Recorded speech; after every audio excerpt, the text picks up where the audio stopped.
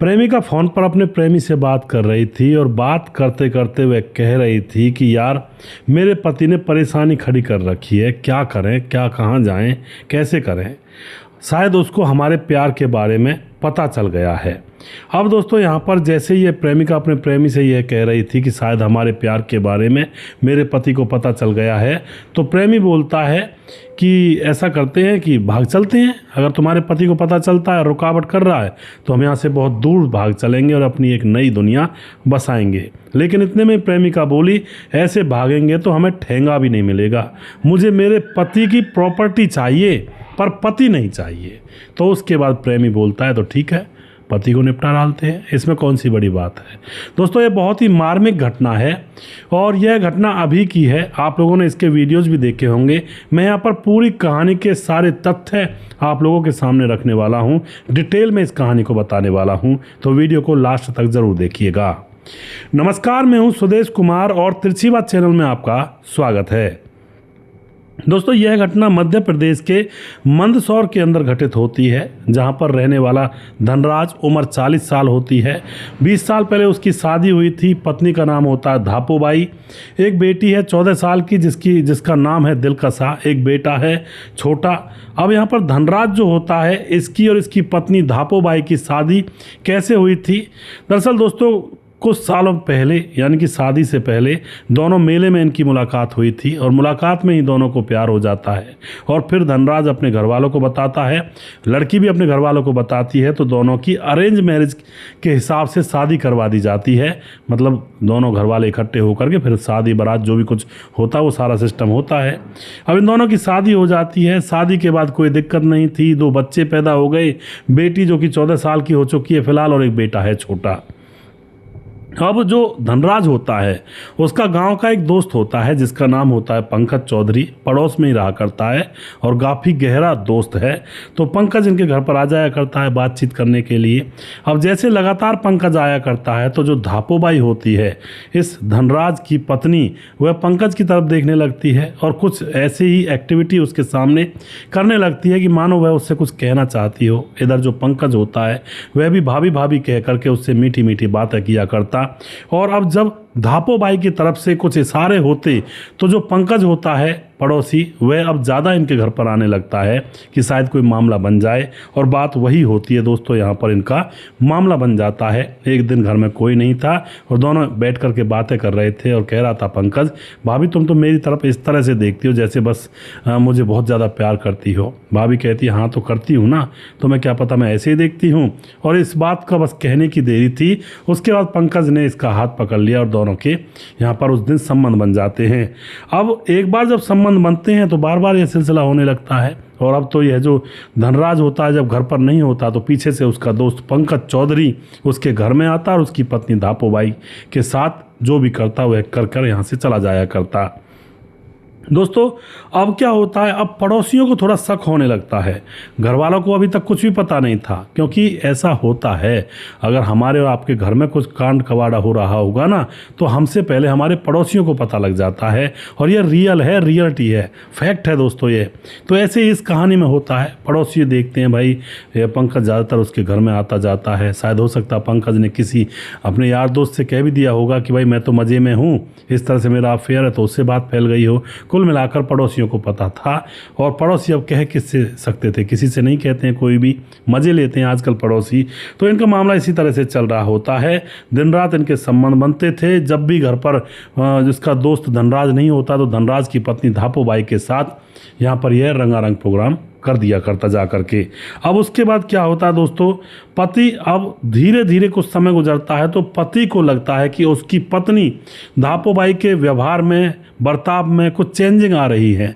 तो कई बार जब वह काम पर रहा करता तो अपनी पत्नी धापोबाई के पास जब फ़ोन किया करता तो वह बिजी रहा करती। फिर दोबारा फ़ोन करता घंटे 2 घंटे बाद, फिर बिजी रहा करती। यानी कि इतनी ज़्यादा बिजी रहने लगती है, अपने प्रेमी से बातचीत करती रहती है कि अब जो पति होता है उसको कुछ शक होने लगता है, लेकिन अभी वह कहता नहीं है कुछ भी। उसके बाद जो पंकज होता है वह बिना मतलब के इनके घर पर आना जाना उसका लगा ही हुआ था। अब यहाँ पर दोस्तों अभी तक घर वालों को कुछ पता नहीं था, बाहर वालों को थोड़ा पता लग चुका था। अब धापो और पंकज ने फिर अपने आपस में बातचीत करके प्लानिंग बनाई होती है। सोचा यहाँ पर कि अगर हम इस धनराज को मार दें, यानी कि धापो बाई के पति धनराज की अगर हत्या कर दें, तो उसके बाद फिर सारी प्रॉपर्टी मेरी और मैं तुम्हारी, इस तरह से यहाँ पर मामला बन जाएगा। अब दोस्तों क्या होता है, यह प्लानिंग करने लगते हैं और प्लानिंग पूरी की जाती है कि ऐसा करना। जो पंकज होता है वह धापो बाई से कहता है कि तू ऐसा करना, किसी तरह से अपने पति धनराज को शाम के समय बाहर निकलने पर मजबूर कर देना, उसको साथ ले जाएंगे और फिर उसका काम तमाम कर देंगे। प्लानिंग के तहत सारी चीज़ें हो रही थी और यही बात होती है दोस्तों। अब जो धापो बाई होती है वह अपने पति से बोली कि हमारे यहाँ पर रिश्तेदारी में फंक्शन है, जो पड़ोस में पड़ती है हमारी रिश्तेदारी, और वहाँ पर चलना है। उन्होंने कहा है कि धनराज को भी लेकर जरूर आना, थोड़ी देर का फंक्शन है, 1-2 घंटे का, और उसके बाद आ जाएंगे। और रही बात गाड़ी की, गाड़ी तो तुम्हारा दोस्त पंकज है, वह ले आएगा, वह वहाँ पर छोड़ आएगा। तो यह बात कहती है तो अब उसका पति मान जाता है। पति इससे प्यार बहुत करता था, जो धनराज है इसकी बात को मान जाता। और उसके बाद तैयारी होती है जाने की। बच्चों को पता था और जो इसकी चचेरी बहन थी धनराज की, उसको भी बता दिया था कि मैं फंक्शन में जा रहा हूँ। और ज़्यादातर लोगों ने देखा था तैयार होकर के जब ये गाड़ी में पर बैठ रहे थे, गाड़ी क्या बाइक थी, उस पर बैठ करके वहाँ से निकल जाते हैं फंक्शन में जाने के लिए। अब तो बच्चे बैठे हुए थे, इंतज़ार कर रहे थे कि भाई मम्मी पापा आएंगे, गए हैं। लेकिन दोस्तों वापस जब आते हैं ना, ये काफ़ी टाइम निकल जाता है तब ये वापस आते हैं। तो वापस जब आते हैं तो यह पंकज के साथ धनराज और धनराज की पत्नी धापो बाई गई थी। गए तो 3 लोग थे, लेकिन वापस सिर्फ 2 लोग आते हैं। एक तो इनकी मम्मी बच्चों की धापो बाई और एक पंकज चौधरी जो उसका प्रेमी था। यही लोग वापस आते हैं, लेकिन पापा बच्चों का वापस नहीं आता है, धनराज। तो बच्चे पूछते भी हैं, बेटी पूछती है कि मम्मी पापा कहाँ हैं। मम्मी कहती है पता नहीं, वो उतर गया था कहीं किसी से बात करने के लिए और इसलिए हम यहाँ पर आ गए हैं। लेकिन बेटी भी बहुत चालाक थी, यानी कि वह भी निगाह रखे हुए थी अपनी मम्मी के करतूतों पर। वह ध्यान करती है कि पापा को काफ़ी देर हो गई, अगर उतरते तो अभी तक आ जाते। खूब इंतजार करते हैं बच्चे, फ़ोन भी बजाते लेकिन फ़ोन भी बंद था। अब दोस्तों यहाँ पर अब बच्चे और जो चचेरी बहन होती है उनको चिंता होती है, माँ बाप को चिंता होती है और फिर सभी को चिंता यहाँ पर होने लगती है। तो सभी उस धनराज को ढूंढने लगते हैं, लेकिन उसका कहीं कोई अता पता नहीं होता है। अब जब कहीं भी नहीं मिलता है घर वालों को धनराज, और ये जो पत्नी होती है धापो बाई बार बार यही कह रही होती है कि वो तो बीच रास्ते में उतर गया था, पता नहीं कहाँ गया है। लेकिन धापो बाई के ऊपर विश्वास किसी को भी हो नहीं रहा था और इसका कारण मैं आगे बताऊंगा कहानी के लास्ट में। अब जो माँ बाप होते हैं, चचेरी बहन और बच्चे, ये सभी लोग थाने में जाते हैं और वहाँ जा कर के अपने पिता धनराज की FIR दर्ज करवा देते हैं गुमशुदगी की। और दोस्तों बेटी ने पंकज और माँ के ऊपर संदेह जताया होता है पुलिस के सामने कि मेरी माँ ने मेरे पापा को कहीं गायब कर दिया है। अपने दोस्त, यानी कि मेरे पापा का भी दोस्त है वो और मेरी माँ का भी दोस्त है जिसका नाम है पंकज, पड़ोसी अंकल हैं। और खूब चिल्ला कर वह लड़की बता रही थी कि मुझे पक्का यकीन है मेरे पापा के साथ मेरी माँ ने और उसके प्रेमी, उसके दोस्त ने, पंकज ने ये सब कुछ किया है। क्योंकि दोस्तों अब मैं बता रहा हूँ ना, लड़की को पता है पंकज के बारे में, ये आगे बताऊँगा मैं सब कुछ। अब संदेह जताया होता है और फिर गांव वाले भी इकट्ठे हो जाते हैं, भाई कहाँ गायब हो गया, क्या बात हो गई। और फिर पुलिस जब जांच पड़ताल करती है तो बेटी ने पंकज पर और अपनी माँ धापो बाई पर कहा था कि भाई हमें इनके ऊपर शक है। और उसके बाद घर वालों ने भी यही बात कही थी। और फिर पुलिस गाँव वालों से पूछती है इसी मामले में, तो गाँव वाले भी कह देते हैं पुलिस से कि पंकज और धापो बाई का अफेयर चल रहा था। गाँव वालों को तो पहले ही पता था। अब दोस्तों यहाँ पर पुलिस को थोड़ा यकीन हो जाता है, तो उसके बाद पंकज के फ़ोन की कॉल डिटेल्स प्लस लोकेशन, यानी कि दोनों चीज़ें पुलिस सर्च करती है। तो उसके बाद जब चेक की जाती हैं तो यहाँ पर सारी लोकेशन बाहर की थी पंकज की और उनके साथ ही था, और लोकेशन वगैरह सारी देखी जाती है कहाँ कहाँ गया था। दूसरी बात, एक बात ये पता चलती है कि जिस रात यह गायब हुआ था धापो बाई का पति, उस रात पंकज का फ़ोन उसकी पत्नी धापो बाई के पास क्यों आया था आखिर। यानी कि धापोबाई के पास उसके प्रेमी पंकज का फ़ोन आया था रात को 1 बजे। अब यहाँ पर दोस्तों यह भी एक शक का पुलिस के मन में बीज बो दिया जाता है। उसके बाद धापो को पकड़ लिया जाता है पुलिस के द्वारा और पकड़कर डायरेक्ट ये कहा जाता है कि तुम्हारे प्रेमी पंकज ने हमें सब कुछ बता दिया है, बस अब तुम्हारे मुँह से सुनना चाहते हैं तुमने आखिर क्या किया अपने पति के साथ, धनराज के साथ। अब तो दोस्तों यहाँ पर वह डर जाती है धापोबाई और फिर उसके बाद बताया कि पंकज के साथ मैंने मिलकर के अपने पति की हत्या कर दी। और उसके बाद फिर पंकज को पकड़ा जाता है। उससे भी यही कहा जाता है कि हमें धापोबाई ने सब कुछ बता दिया है, बस हम तेरे मुंह से सुनना चाहते हैं, तू बता दे तूने क्या क्या किया है। तो अब दोस्तों पंकज भी डर जाता है और उसके बाद वह बताता है कि हमने दोनों ने मिलकर के, धापोबाई ने और मैंने, इसके पति धनराज के 3-4 टुकड़े किए। पहले तो उसको तलवारों से मारा, मारने के बाद इसके 3-4 टुकड़े किए और फिर उसकी उन 3-4 टुकड़ों को हमने दफन कर दिया जेसीबी से गड्ढा खोद करके। अब दोस्तों ये बातें बताई जाती हैं पुलिस को और उसके बाद पुलिस जो होती है इनको पकड़कर सीधा रिमांड पर, 7 दिन के रिमांड पर फिलहाल हैं ये। और उसके बाद अब ये तो रिमांड पर चले गए, लेकिन इसके बाद इस बेटी ने और जो चचेरी बहन है उसने जो बात बताई है उसको अभी मैं थोड़ा सा खुलासा यहाँ पर आप लोगों के सामने करना चाहता हूँ। चचेरी बहन ने बताया कि 5 साल से अफेयर चल रहा था पंकज और धापोबाई का और घर वालों को पता लग चुका था। घर वालों ने खूब उसे समझाने की कोशिश की लेकिन वह नहीं मानी और अभी भी लगातार संबंध बन रहे थे इनके। अब दोस्तों जो घर वाले होते हैं, भाई बहन माँ बाप, वो कहते हैं जो धापोबाई है उसको छोड़ने के लिए उसके पति धनराज से, लेकिन धनराज बोलता है कि अरे सुधर जाएगी, अब इसको क्या छोड़ूं मैं, अब उम्र भी तो 40 साल हो गई है, बच्चे हैं, बिना माँ के कैसे रह पाएंगे। और दोस्तों वह बेटी से कहता अपनी से कि बेटी ध्यान रखना अपनी माँ का, कहीं जाए ना। इस तरह से यहाँ पर मामला चल रहा था। इसका मतलब धनराज को भी पता था उसकी पत्नी के अफेयर के बारे में और पूरे परिवार को और पूरे गांव वालों को सबको पता था। इसका मतलब सीधा सीधा ये है।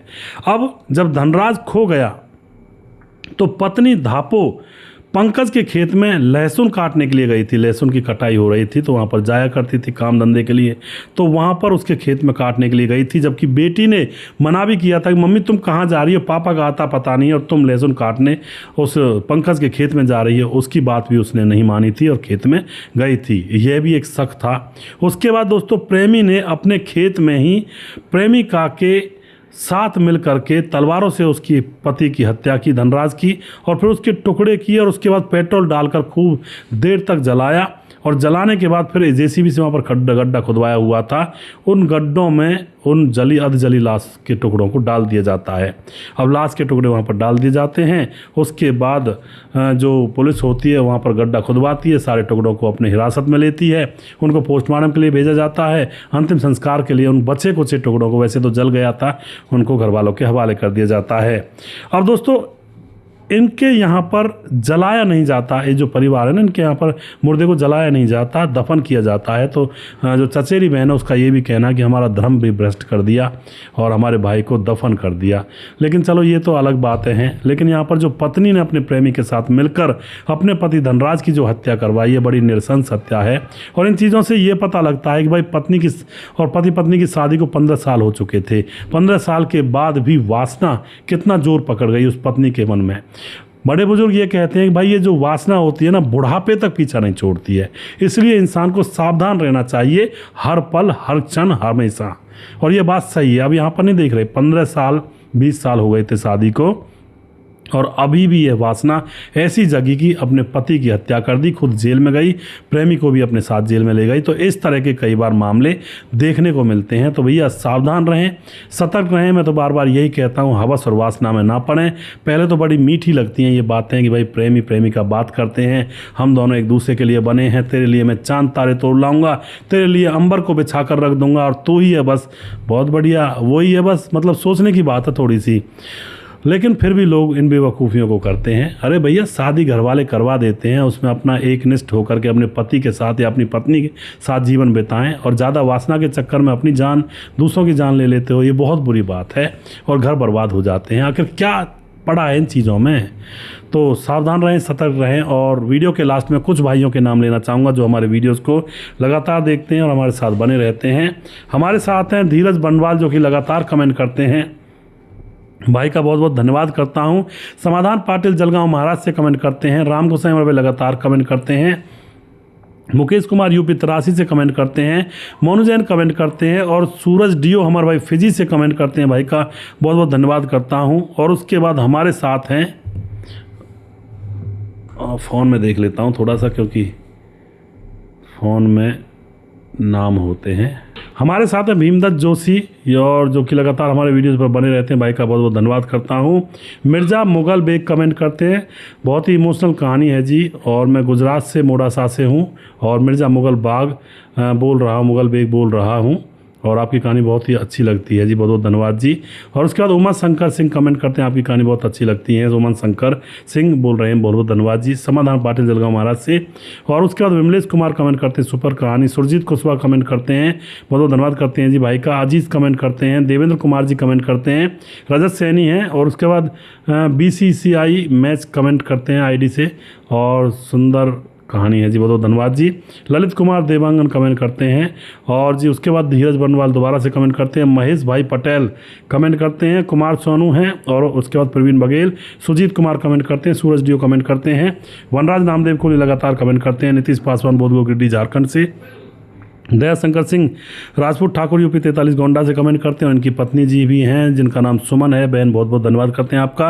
रामलाल कुशवाहा जिला विदिशा पुरानिया बिहार से कमेंट करते हैं। रवि प्रकाश कमेंट करते हैं, शौकत अली दिल्ली से हैं, कालीचरण उड़ीसा से हैं, फिलहाल गोवा में रहते हैं। प्रवीण चौधरी राजस्थान से हैं पर बेंगलुरु में रहा करते हैं। सैफुल मलिक कमेंट करते हैं, राम थापा नेपाल से कमेंट करते हैं, राम बहादुर सिंह रायगढ़ छत्तीसगढ़ से और बोलाई दास झारखंड से कमेंट करते हैं। खेमराज गुज्जर चिट्टी जीबी नगर यूपी 16 से और श्यामलाल चौधरी नौका बीकानेर राजस्थान से कमेंट करते हैं। राम मोहम्मद यासीन लाहौर पाकिस्तान से, राधेश्याम शर्मा से जयपुर राजस्थान से, राजकिशोर चौरसिया महाबलेश्वर महाराष्ट्र से। और उसके बाद हमारे साथ कमेंट करते हैं चगन दास खारडाबाद राजस्थान से। और उसके बाद हमारे साथ कमेंट करते हैं दुर्योधन भाई और सुशील चौधरी में भी लगातार कमेंट करते हैं। अगला वीडियो बहुत जल्दी फिर से लेकर आऊँगा, तब तक आप खुश रहें, सावधान रहें। जय हिंद, जय भारत।